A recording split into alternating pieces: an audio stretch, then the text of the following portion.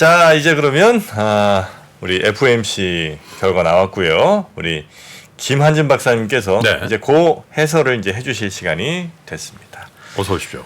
어서 오십시오. 네, 안녕하세요. 네, 반갑습니다. 네, 반갑습니다. 네, FOMC. 네, 파월 씨가 또 했잖아요. 네.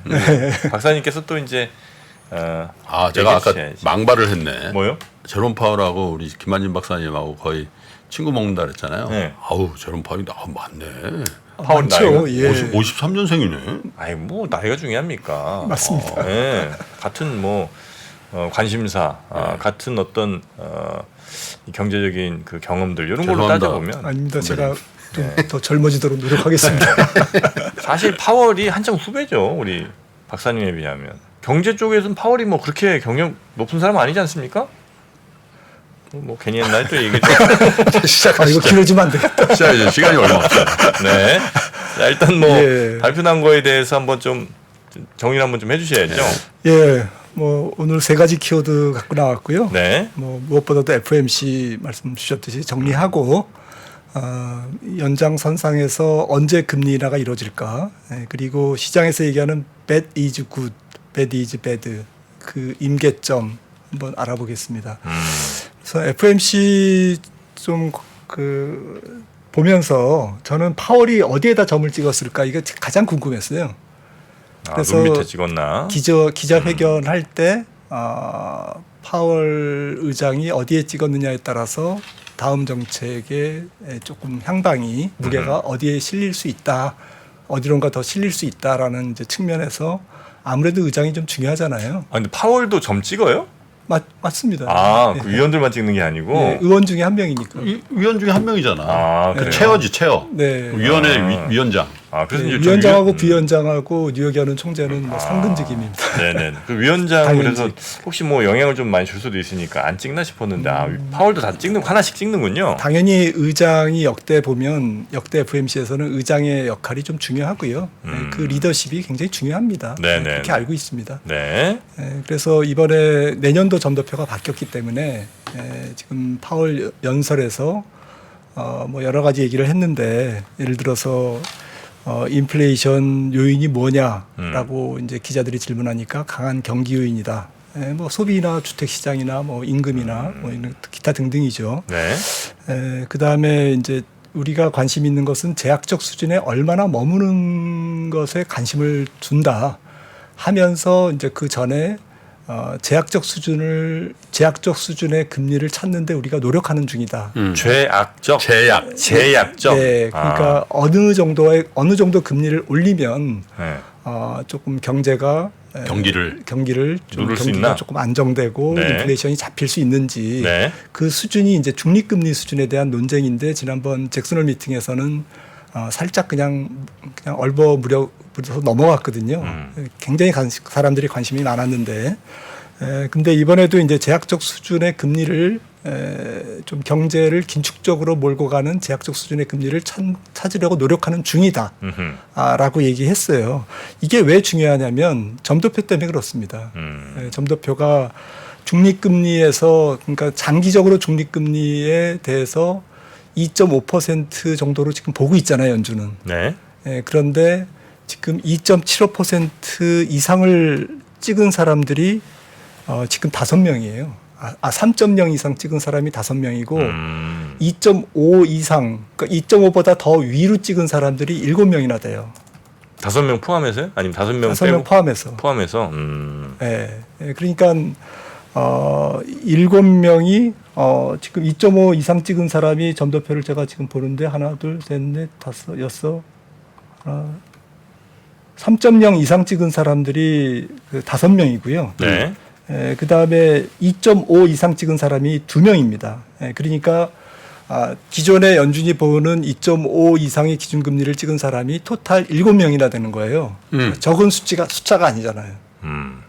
그 얘기는 이제 기준금리를 내년도에도 인하할 때 인하의 버텀이 그 아래쪽 한계가 어느 쪽이냐에 대한 중요한 시사점이 있는 거죠.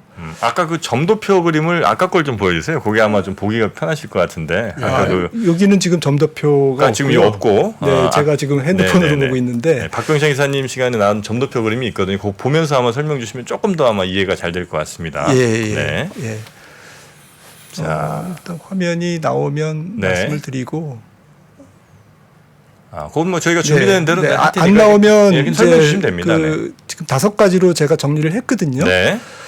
이번 FOMC가 시장에 시사하는 점은 결론은 증시가 금리 딜레마에 빠질 것 같습니다. 증시가 금리 딜레마라는 게 어떤 딜레마라는 게 네. 경기가 조금 안정되고 물가가 잡혀서 금리가 떨어져야 되잖아요. 네. 근데 금리가 떨어진다는 것은 경기가 안 좋아진다라는 얘기잖아요. 그쵸. 예. 그래서 이 두 가지의 함축적 의미가 금리 하락에 있고요. 만약에 금리가 더 올라가면 그거는 연준이 앞으로 금리를 안 내리겠네. 그리고 올해도 한 번은 무조건 인상하겠네. 라는 쪽에 기울여서 지금 미국제 10년물이 어제 4.39 거의 4.4까지 갔어요. 4.4를 찍었는데 네. 2년물도 5.2죠. 정고 좀 넘어가는 거죠, 이게. 그래서 이 기술적 저항선을 넘었거든요. 굉장히 좀 불안한 상태임에 사실 그게 분명합니다. 우리가 한 2-3달 전에 제가 박사님께 네. 미국채 10년짜리가 오히려 레코드 하이로 갈 가능성에 대해서 한번 여쭤봤잖아요. 제일 걱정스러웠던 그 부분이지 않습니까? 네, 그 맞습니다. 부분이었는데. 네, 저는 일시적으로는 갈 수 있어도 결국에는 네. 내려간다 이렇게 말씀을 네. 드렸던 것 같습니다. 네. 지금 점도표는 일단 준비는 했습니다. 네. 네. 네, 그래서 점도표에서 지금 6월 점도표가 왼쪽에 있고요. 네. 그다음에 이번 점도표가 오른쪽에 있습니다. 제일 오른쪽에 롱거런이라는 게 이제 그 중립금리를 얘기하는 거거든요. 네. 그 제일 오른쪽에 그러니까 네모칸 안에 있지 않은 맨 오른쪽. 네. 이게 3.0 이상을 지금 찍은 사람이 아까 말씀드린 대로 5명이고요. 네. 2.75를 찍은 사람들이 2명이죠. 그렇죠? 네. 지금 네. 그리고 그림의 맨 오른쪽이죠, 지금. 네, 오른쪽이죠. 네. 예. 그리고 2.5선에 이제 바글바글하죠. 네, 8명이 8명이에요. 8명이 이제 2.5를 찍은 거고요. 그리고 2.25로 찍은 분이 이제 3명인 거죠. 제일 마지막에. 그 말씀을 드린 겁니다. 네. 그래서 7명이나 2.5%를 상회하는 기준금리가 맞다. 라고 이제 이건 계속 이제 논쟁 중인 것 같습니다. 그러니까 저건 이제 중립금리라고 네, 말씀하시는 네. 장기적으로 요 정도 선에 아마 맞춰야 될 것 네, 같다는. 네. 네. 그것은 이제 거듭 말씀드리지만 금리를 훨씬 더 많이 올릴 수밖에 없는 당위성에 대한 논란이 조금 있다라는 거죠. 네. 연준 위원들 사이에.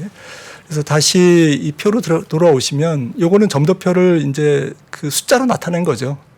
숫자로 나타낸 건데 첫 번째는 올해 한 번 그냥 점도표를 고지고대로 믿으면 올해 12명이 이제 한 번 이상을 얘기했으니까 지금 5.6이라고 찍혀 있지 않습니까? 네. 그래서 아마도 11월에 25bp 인상 확률이 한 60-70% 된다 이렇게 이제 생각을 하는데 12명이 뭐 10월 달에 경제 지표 받아보고 물가 지표 받아보면서 한 3명이 변심을 하면 뒤집어지는 거죠. 왜냐하면 7명이 지금 뭔 얘기냐 동결해야 된다라고 얘기했기 때문에 3명이 변심을 하면 뒤집어져서 11월 달에 금리가 동결됩니다. 그래서 뭐 파월 의장이 연설에서 얘기했듯이 뭐 이거는 개인적인 의견이고 이게 뭐 뭔가 이렇게 결정된 걸로 보지 말라. 이제 연설에서 이제 그렇게 얘기하더라고요. 그 얘기는 뭐 아직 이제 여러 가지 가능성을 열어놓은 거지만 아무튼 점도표를 액면 그대로 믿는다면 뭐 11월에 한 번 더 인상한 게 좀 유력하다라는 거고 두 번째는 이제 사람들이 관심이 있는 게 내년이잖아요. 네. 내년인데 내년에는 이제 지금 지난 6월에는 4.6으로 봤다가 지금은 5.1로 지금 봤습니다. 5.1로 한 50bp 올라간 거죠. 그래서 내년도에도 지금 2번 정도 인하, 그러니까 4번 인하해서 6월 달에는 이제 4번 인하잖아요. 100bp 차이니까요. 2023년에 비해서 기준금리가. 네. 내년에는 5.6에서 5.1이니까 한 2번 인하 이제 4번 인하에서 2번 인하로 이제 조금 매파적으로 바뀐 거죠. 그래서 그 이유는 강력한 노동시장으로 그 파월 의장이 로버스트라는 얘기를 썼는데요. 노동시장으로 강력한 노동시장으로 내년 근원 물가가 지금 보시면 2.6%로 전망했잖아요. 이 SEP에서 네. 2.6%로 그냥 유지했어요. 유지하면서 25bp 4번 인하에서 2번 인하로 바뀐 것은 제 생각에는 근원 PC 물가는 곧 수정될 것 같아요. 2.6%는 이거는 아니다라는 거죠. 앞뒤가 안 맞는 거죠. 6월 달에 비해서 2.6%를 그대로 두고선 내년에 우리는 4번 인하 할 걸로 생각을 했는데 2번밖에 인하 안 해. 라는 것은 이제 조금 앞뒤가 안 맞잖아요. 그래서 누가 생각하더라도 내년 근원 물가는 2.6%보다는 훨씬은 아니더라도 조금 높은 그런 물가가 찍힐 가능성이 높다라는 것이 좀 함축돼 있다. 네. 그러니까 2.6 숨어 있다. 정도로 보면 4번을 인하해야 된다는 건 네. 시장 생각이에요? FOMC 생각이에요? FOMC 생각이죠. 원래 FOMC 생각이 원래 있었어요? 6월에 FOMC가 6월 2.6으로 내년에 2.6으로 물가를 봤는데 하고 점도표는 점도표는 4.6으로 봤으니까. 그러면 근데 이제 이거는 4번이나. 건드리지 않고 지금 5.1로 봤잖아요. 근데 이제 금리를 더 높게 잡았다는 건 그만큼 물가가 네. 더 이보다는 2.6보다는 높게 네. FOMC도 보고 있다는 거라는 거죠? 네. 더군다나 경제 성장률을 2.1에서 1.5로 올렸고요. 네. 이 정도 이런 상태에서 근원 물가가 그대로 있다. 조금 앞뒤가 안 맞지 않습니까? 이거는 곧 수정될 가능성이 높다라는 거죠. 그럼 지금 연준은 네. 경기 침체 별로 안 온다고 보는 거예요? 그러니까 금리 이 정도로 유지되고 그다음에 물가 이 정도로 높아지고 그다음에 뭐 고용이라든지 이런 것들이 계속 유지가 되면 그 경기 침체 안 오는 거잖아요. 네, 파월 의장은 연착륙의 가능성에 대해서 어떻게 보냐라는 기자들의 질문에 사실은 노 3번을 얘기했어요. 그건 그러면서 기본 시나리오는 아니다라고 얘기했어요. 하지만 그럴듯한 가능성이 있는 헷갈리게 얘기했습니다. 근데 이 SEP에서는 그 연착륙이 확실하다라고 위원들이 본 거죠. 연착륙으로. 네, 왜냐하면 장기 성장률 추세가 1.8인데 미국이 네. 내년도 1.5, 2025년에 다시 1.8. 경착륙 없다라는 거잖아요. 리세션 없다라는 거잖아요. 네네네. 네, 근데 파월 의장이 기자회견에서 조금 얘기한 것은 연착륙에 대해서 이제 그럴듯한 시나리오고 가능성이 있다라고 얘기하면서 더 큰 우려는 인플레이션을 못 잡는 거다. 그러니까 인플레이션이 너무 튀어서 뭐 경착륙으로 간다든지 아니면 너무 경제가 또 펄펄 끓는다든지 그걸 걱정한다. 이런 시나리오를 지금 걱정하고 있다. 그래요? 뭐 파월 의장이 그러니까 얘기했으니까 정리하자면 네. 경기는 어차피 사이클로 뭐 순환하고 경기 침체도 일시적으로 올 수 있으나 우리가 우리의 당면 과제는 무조건 직전에 벌어졌던 인플레이션을 잡는 것이지 그렇게 명확하게 선을 그어준 거네요. 네, 그렇죠. 네, 잭슨홀 미팅에서도 뭐 흐린 하늘에서 그냥 뭐 조금 항해하고 있다라고 얘기했듯이 네. 지금 잘 모르겠다라는 거죠. 그 연준에 대해서 지금 이제 뭐 약간 좀 강하게 나온 거라고들 매파적으로 나온 거라고들 네. 해석을 하는 거잖아요. 네. 근데 그게 시장이 생각했던 것보다 더 매파적인 거예요, 지금? 대충 이 정도 예상하는 거 아니에요? 아니죠. 아니었어요? 내년도 금리 인하를 4번 정도로 시장에서는 시장에서는? 봤죠. 그게 가장 중요하죠. 그리고 두 번째는 아까 처음에 말씀드린 중립금리를 네네네. 많은 연준 위원들이 2.5%보다 높게 보내. 그러면 금리를 내리더라도 한 3.0 정도까지가 맥스 아닐까? 네네네네. 아래쪽으로. 이제 이렇게 생각을 할 수밖에 없는 거죠. 네네. 네. 그리고 세 번째는 네. 이게 이제 센트럴 텐던시라는 것은 19명 중에 제일 높은 사람, 높게 찍은 사람 3명, 낮게 찍은 사람 3명을 제외한 나머지 사람들의 이제 분포도를 얘기한 겁니다. 그래서 정리하자면 이제 그 세 번째는 더 높은 금리를 장기간 유지할 가능성에 대해서 많은 위원들이 공감하고 있다. 현재까지는. 연준 기준금리를 보십시오. 2024년에 네네네네. 4.4에서 5.1로 지난달에는 6월 달에는 그렇게 봤다가 네. 이번 9월 FMC에서는 4.6에서 5.4로 조금 상당히 높아졌잖아요. 네네네. 예, 그리고 2025년도 2.9에서 4.1로 6월 달에는 봤는데 이번 9월 FMC에서는 3.4에서 4.9 무려 4.9를 찍은 사람도 있어요. 레인지를 또 확대해서 보면 5.6을 찍은 사람도 있습니다. 네네네. 네, 근데 이제 무시하고 조금 중앙의 분포도가 3.4에서 4.9로 지난 6월보다는 2025년까지 높아져 있다.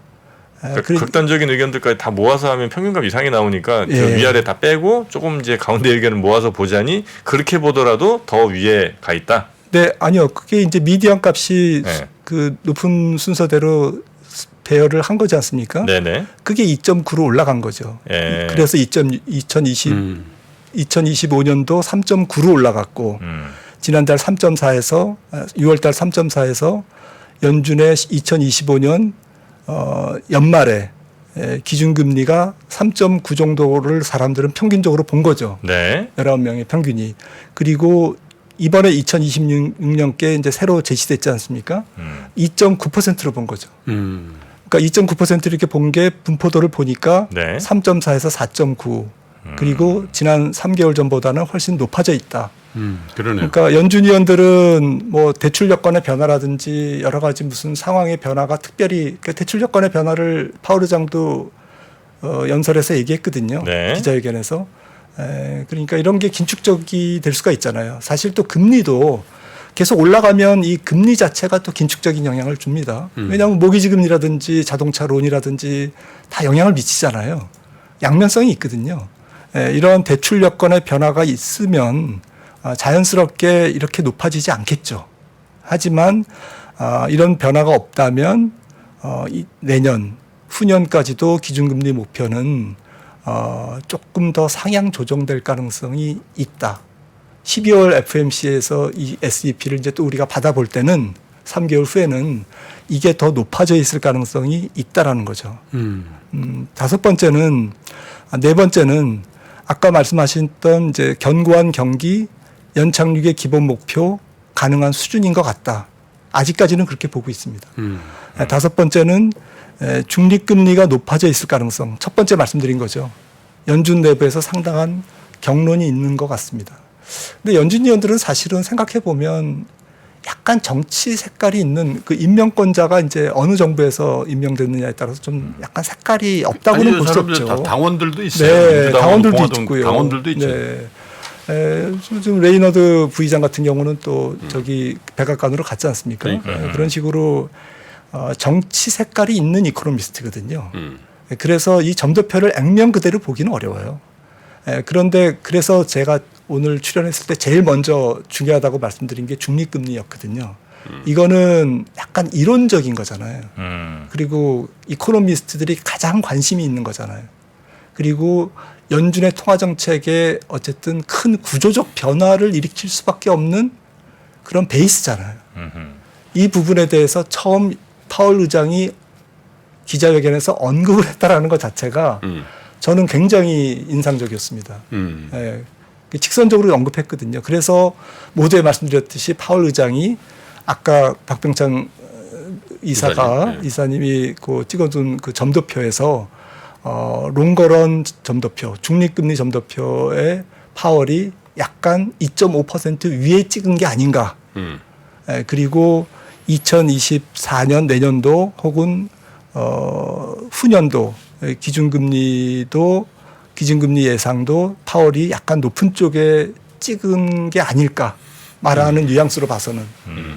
그래서 추정할 수 있다는 네, 거죠. 그래서 시장은 지금 표면적으로는 그렇게 그 구체적으로 반응하면서 뭐 뭔가를 끌어내지는 않았지만 어제 시장이 밤에 조금 빠진 이유는 좀 여러 가지 이유가 있지만 파월 의장 자체가 약간 자신이 없다. 네. 중립금리에 대해서 조금 찾는 중이다. 라는 표현이 가장 좀 키포인트가 트리거가 된 게 아닌가라고 네. 좀 추정을 합니다. 저는.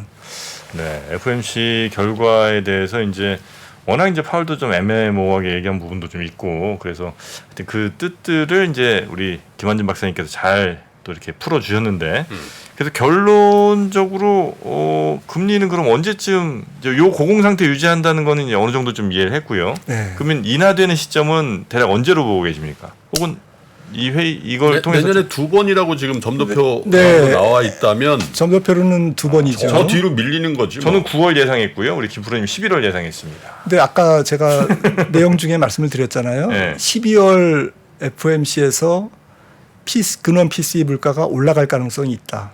이 올해 12월. 네. 그러니까 3개월 후에 이제 네. 또 SEP가 나오는데 거기서 올라갈 수 있다. 그리고 지금 오늘 좀 장하게 말씀드린 내년과 후년까지의 조금 중장기적인 기준금리, 2025년까지의 기준금리가 조금 안 바뀔 가능성이 있다. 위쪽으로 조금 더 한두 명이 또 도망갈 수도 있다. 더 올라갈 수도 있다. 라는 측면에서는 그러니까 금융시장의 대출의 경색이라든지 또 10월 이후에 또 미국의 셧다운 문제도 있고요. 그리고 유가가 뭐 어떻게 될지 모르는 거잖아요. 아무리 근원 물가에서는 빠져 있다고 하지만 결국에는 두세 달 있다가 근원 물가에 또 영향을 주잖아요. 어우, 네, 실생활에 엄청 영향을 실생활에 줘요. 영향을 주고 네. 특히 뭐 서비스 물가에는 그대로 영향을 그러니까요.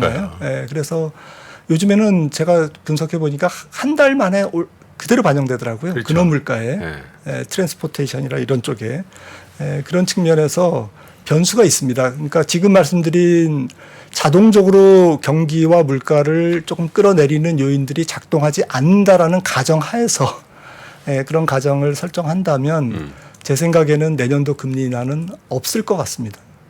내년은 없다. 네, 없을 수도 있습니다. 아. 만약에 그런 것들이 작동을 해서 네, 경기를 네, 조금 자연스럽게 더 낮추고 물가를 더 잡는 데 기여하면 당연히 물가가 잡히니까 저기 하겠죠. 파월 의장도 그랬잖아요. 대출 여건을 우리는 중시하고 있다. 네. 왜냐하면 시장이 작동되고 있는 거죠. 또 금리가 높고 유가가 계속 올라가면 결국에는 경기에 조금 영향을 주면서 경기가 꺾이잖아요. 이게 무한정 올라갈 수는 없는 거잖아요. 그렇기 때문에 말씀드렸듯이 시장 금리의 상승도 지금 저항선을 뚫고 올라가지만 이 부분이 결국에는 또 금리를 또 물가를 안정시키는 양면성이 있다라는 거죠. 그런 측면에서는 그러니까 좀 정리를 해서 말씀드리면 네. 이런 것들도 작동이 안 되고 너무 고용시장과 소비가 계속 가. 그래서 정말 이 액면 그대로 그 지금 2024년, 24년까지 성장률이 이렇게 돼. 1.5, 1.8 혹은 그 이상으로 계속 진행돼. 이러면 내년도 없는 거죠. 그 말씀을 드리는 겁니다. 그 얘기는 오히려 역설적으로 주시장이 나쁘지 않을 수도 있다는 얘기가 됩니다. 그래요. 근데 뭐 내년 이맘때를 예측하는 건 지금으로서 큰 의미가 없으니까. 큰 의미가 없죠. 그래서 어쨌든 연준의 스탠스는 정말 확실한 경기에 대한 증거 이걸 볼 때까지는 변화 가능성에 대해서 너무 우리가 섣부른 기대를 하지 말자라는 그런 취지로 말씀하신 것 같습니다. 박사님 감사드리고요. 네. 추석 끝나고 뵙겠습니다. 네. 네. 고맙습니다. 네. 수고하세요. 네. 외환위기 오는 거 아니에요? 금융위기 오는 거 아니에요? 이런 질문들을 좀 굉장히 많이 받았었습니다. 탐욕이 되게 강했을 때 위험자산으로서의 극단적인 쏠림이 나타나고 공포감이 극에 달했을 때 안전자산으로서의 극단적인 쏠림이 나타나거든요. 과거의 일이 미래에 똑같이 일어난다 이건 아니지만 그때 당시에 위기 상황에서는 어떤 공통점들이 있었는지를 보면서 우리가 대비를 하는 방법도 고민해 볼 수 있고요. 과거를 제대로 이해하는 순간 위기의 실체가 드러납니다. 오건영의 현실 경제 이야기를 서점에서 만나보세요.